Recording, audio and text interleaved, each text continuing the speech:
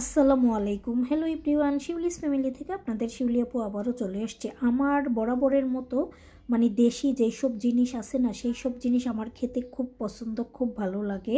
আমার মাছ মাংসর প্রতি তেমন নেশা নাই। তারপরে এই যে দেখাবো, এখানে এটা দেখতে পাচ্ছেন কি, এটা হচ্ছে একটা মাটির নিচের আলু। কেউ পেস্তা আলু বলে, কেউ মেটে আলু বলে, যে যেই আলুই বলুক। তো একটা আলুর পিস কিনে নিয়ে আসছি। বাচ্চারা খাবে না, আমি একাই খাবো। যাই হোক, রান্না করি, তারপরেও ওদের ট্রাই করবো আর কি খাওয়ার জন্যে।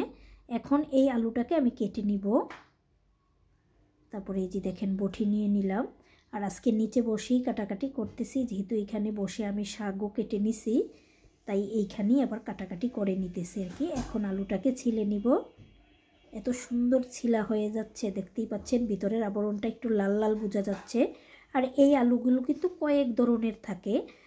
আমার বিয়ের পর, বিয়ের আগে আমি দেখেছি আমার শ্বশুর বাড়িতে অনেক এই আলু ছিল, এখনও আছে অনেক। যাই হোক, বাবার বাড়িতে এই আলুটা আবার একটু কম, কিন্তু শ্বশুর বাড়িতে অনেক বেশি। তারপরে এই আলুটাকে পুরোটাই ছিলে নিতেছি, নিয়ে এটাকে টুকরো করে নিব।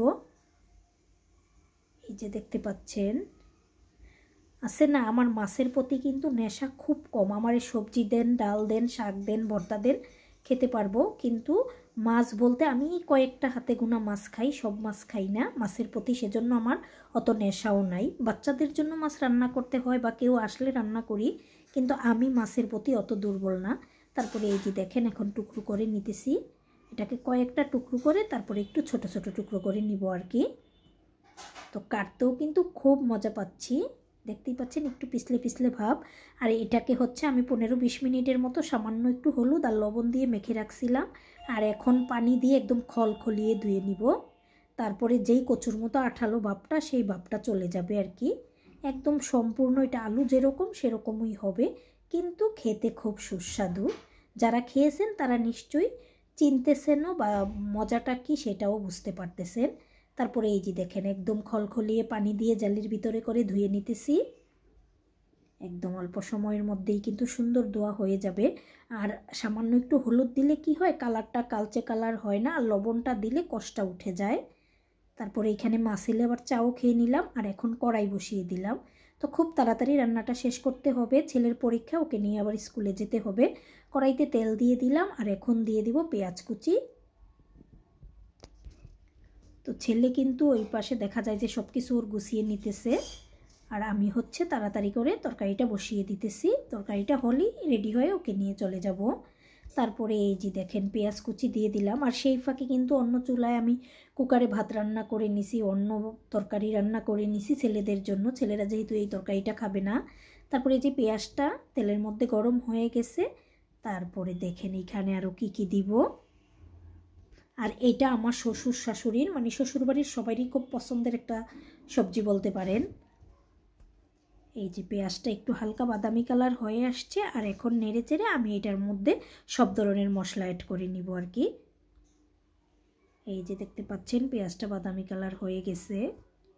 যারা এটা এখনও খাননি তারা কিন্তু দেখে আবার বললেন না যে কি খাচ্ছে, আখাদ্য কুখাদ্য। আসলে কিন্তু এটা আখাদ্য কুখাদ্য না, যারা খেয়েছেন শুধু তারাই এই আলুর মজাটা বুঝবেন। তারপরে এই যে সামান্য একটু আদা রসুন বাটা দিয়ে দিলাম, দিয়ে আবারও একটু তেলের সাথে নেড়ে নিলাম যেন আদা রসুনের কাঁচা গন্ধটা চলে যায়। আর এখন অন্য মশলাগুলো আমি অ্যাড করে নিব। এই তো প্রথমে আমি হলুদের গুঁড়া দিয়ে দিলাম, তারপরে আমি এখানে পরিমাণ মতো লবণ দিয়ে দিলাম, তারপরে এখানে আমি দিয়ে দিব মরিচের গুঁড়া, তা সামান্য একটু ধনিয়ার গুঁড়োও দিয়ে দিলাম, আর এখন মরিচের গুঁড়াটা দিয়ে দিব। এই তো দিয়ে এখন আবারও মশলাটার সাথে তেলটাকে মিশিয়ে নিব, মিশিয়ে কিছুক্ষণ জাল করে। আর এখন দিয়ে দিলাম একদম কেটে বেছে রাখা ছোট ছোট চিংড়ি মাছ, তো এগুলো আমার ফ্রোজেন করা। তারপরে সামান্য একটু পানি দিয়ে দিলাম, আর পানিটা দিয়ে হালকা একটু জাল করে নিব। তেল মশলা মাছ সব কিছু একটু জাল করে তারপরে হচ্ছে এইখানে আমি সবজিগুলো দিয়ে দিব আর কি। তো দেখেন জাল করা হয়ে গেছে সুন্দর মতো। আর এখন ওই যে ধুয়ে রাখা মেটে আলু দিয়ে দিলাম, তারপরে দিয়ে নেড়ে চেড়ে নিব। আর এই আলুটা একদম অল্প সময়ের মধ্যেই রান্না হয়ে যায়, তেমন সময়ও কিন্তু লাগে না। আমরা ছোটোবেলায় এই আলু কি করতাম, একদম গাছ থেকে গাছে ঝুলে থাকতো পেরে পেরে, তারপরে চুলায় পোড়া দিয়ে তারপরে খেতাম। এই যে দেখতে পাচ্ছেন। আর এই আলুগুলো কিন্তু অনেক বড় হয়।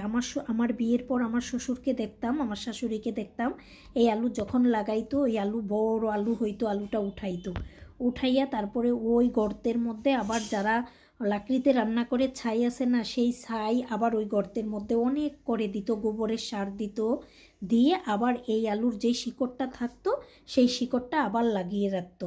আবার পরের বছর দেখা যেত যে গাছে যখন ওই লতার মতো হইতো, তো গাছে যখন ওই লতাগুলো চলে যেত গাছের উপরেও দেখা যায় যে ধরতো, আবার মাটির নিচেও অনেক বড় হয়ে যেত আর কি। তারপর কথা বলতে বলতে কিন্তু রান্নাটার শেষ পর্যায়ে চলে আসছি। কয়েকটা কাঁচামরিচ দিয়ে দিলাম, একটু জিরার ফাঁকি দিয়ে দিলাম, দিয়ে এখন এখানে আবার কিছু ধনিয়া পাতাও আমি কেটে দিব আর একটু সুন্দর ফ্লেভার আসার জন্য।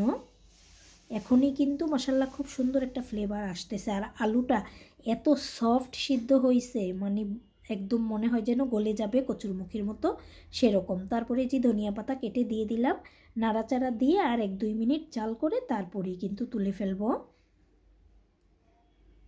এই যে এখনই কিন্তু আমি চুলাটাও অফ করে দিব, দিয়ে আমি একটা বাটিতে তরকারিটা ঢেলে নিব। এই যে আমি দেখাচ্ছি, দেখতে পাচ্ছেন কি সুন্দর সিদ্ধ হয়ে গেছে। আর এটা কিন্তু যখন ঠান্ডা হবে আর একটু ঝোলটা টেনে নিবে আর কি, যেহেতু আলু ধরনের তরকারি। তারপরে এই যে এখনই চুলা অফ করে দিব।